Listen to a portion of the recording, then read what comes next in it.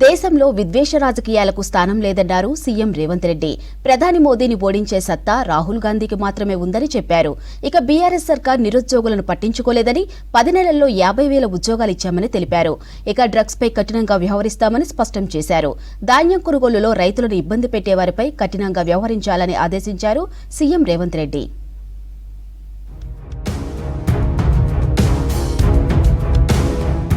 BRS అధినేత మాజీ CM KCR కు స్ట్రాంగ్ కౌంటర్ ఇచ్చారు సీఎం రేవంత్ రెడ్డి. 10 నెలల్లో ఏం పోలేదని కేసీఆర్ తెలుసుకోవాలన్నారు. కేవలం పోయింది కేసీఆర్ ఇంట్లో 4 ఉద్యోగాలేనని చెప్పారు. బడి దొంగలను చూశాం కానీ అసెంబ్లీకి రాని ప్రధాన ప్రతిపక్ష నేతను చూడలేదని ఎద్దేవా చేశారు. ప్రభుత్వాన్ని ప్రశ్నించేలా ప్రతిపక్షం ఉండాలి కానీ ప్రభుత్వమే ప్రతిపక్ష నేతను ప్రజల్లోకి రమ్మని అడగాల్సిన పరిస్థితి వచ్చిందన్నారు. హైదరాబాద్ ఖైరతాబాద్ లో కొత్తగా రిక్రూట్ అయిన 99 మంది అసిస్టెంట్ మోటార్ వెహికల్ ఇన్స్పెక్టర్లకు నియామక పత్రాలు అందించారు సీఎం రేవంత్. నిన్న మన ఒక పెద్దాయన మాట్లాడుతున్నాడు బయటకు వచ్చి, 10 నెలల తెలంగాణ ఏం కోల్పోయిందో వాళ్ళకి తెలిసి వచ్చిందని. ఏం కోల్పోయిందా? మీ ఇంట్లో 4 ఉద్యోగాలు కోల్పోయారు. అంతకుమించి తెలంగాణ సమాజం ఏమైనా కోల్పోయిందా? అసెంబ్లీ తర్వాత పార్లమెంట్లో గుడ్డు 0 ఇచ్చారు, గాడిద గుడ్డు ఇచ్చారు, అయినా కూడా నీ బుద్ధి మారలేదు. ఇవాళ బడి దొంగలు విన్నాం కానీ అసెంబ్లీకి రానోళ్ళను చూసినామా ఎప్పుడన్నా? అసెంబ్లీ వస్తుందంటే ప్రతిపక్షం పోటీ పడి వచ్చి నించొని ప్రభుత్వాన్ని నిలదీయాలి, అడగాలి, కడగాలి ప్రభుత్వాన్ని. ఆయన రానే రాడు, ఉల్టా అయిపోయింది. రామ్మని మేము అడుకోవాల్సిన పరిస్థితి వచ్చింది. ఫామ్ హౌజుల్లో డ్రగ్స్ తీసుకునేవారు మనకు ఆదర్శమా అని ప్రశ్నించారు సీఎం రేవంత్ రెడ్డి. సరిహద్దుల్లో డ్రగ్స్ ను రవాణా శాఖ అధికారులే అడ్డుకోవాలని సూచించారు. బార్డర్లో కఠినంగా వ్యవహరించాలని, వెహికల్ చెకింగ్స్ లో స్ట్రిక్ట్ గా ఉండాలని స్పష్టం చేశారు. డ్రగ్స్ పై కఠినంగా వ్యవహరిస్తామన్నారు CM Revanth Reddy. Drugs supply చేయాలంటే వెన్నులో వణుకు పుట్టాలని చెప్పారు. ప్రజాప్రతినిధులు అంటే ప్రజలకు ఒక రోల్ మోడల్స్. లీడర్ అంటే లీడ్ చేసేవాడు పండుగ వస్తే దీపావళి పండుగకు చిచ్చుబుట్ల బదులు సారా బుట్లతో దావతులు చేసుకుంటాం, లేకపోతే గంజాయితోనో కొకైన్తోనో మేము పార్టీలు చేసుకుంటాం. మా పార్టీలలో మా ఇళ్లలో కొకైన్ తీసుకున్నాడు దొరికినా, డ్రగ్స్ తీసుకున్నాడు దొరికినా పోలీసులు పట్టుకోవద్దు, అట్లెట్లా పట్టుకుంటారని మాట్లాడే పరిస్థితి వచ్చిందంటే చట్టం పెద్దోళ్ళకు ఒక రకం, పేదోళ్ళకి ఇంకొక రకం అని సమాజంలో అనుకునే ప్రమాదం ఉన్నది. ఇలాంటి వాళ్లను సామాజిక బహిష్కరణ చేయాల్సిన అవసరము ప్రతి ఒక్క యువతి యువకుల మీద ఉన్నది. విద్యనే తెలంగాణ సమాజాన్ని మార్చేస్తుందన్నారు సీఎం రేవంత్ రెడ్డి. 10 ఏళ్లలో కేసీఆర్ ఒక్క రెసిడెన్షియల్ స్కూల్ కట్టలేదని విమర్శించారు.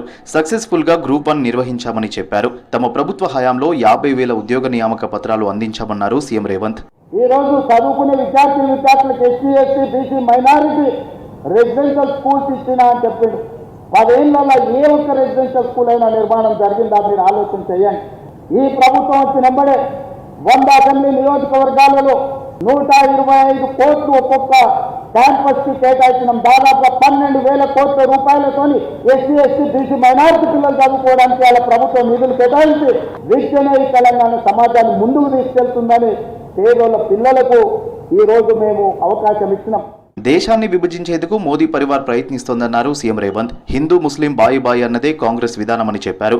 మతం పేరుతో ప్రజల మధ్య చిచ్చు పెట్టేందుకు ప్రయత్నిస్తున్న మోదీ పరివార్ను బొందపెట్టాలన్నారు.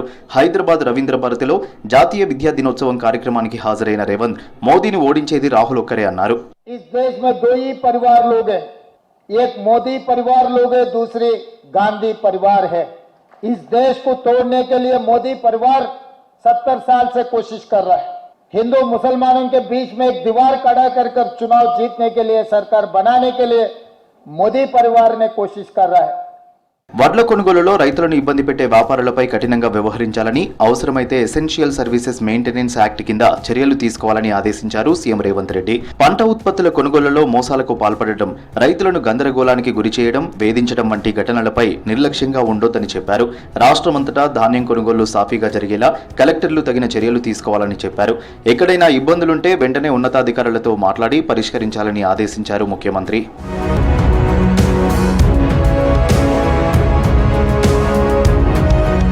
రేపు ఢిల్లీ వెళ్లనున్నారు CM Revanth Reddy. AICC internal meeting కు హాజరు కానున్నారు.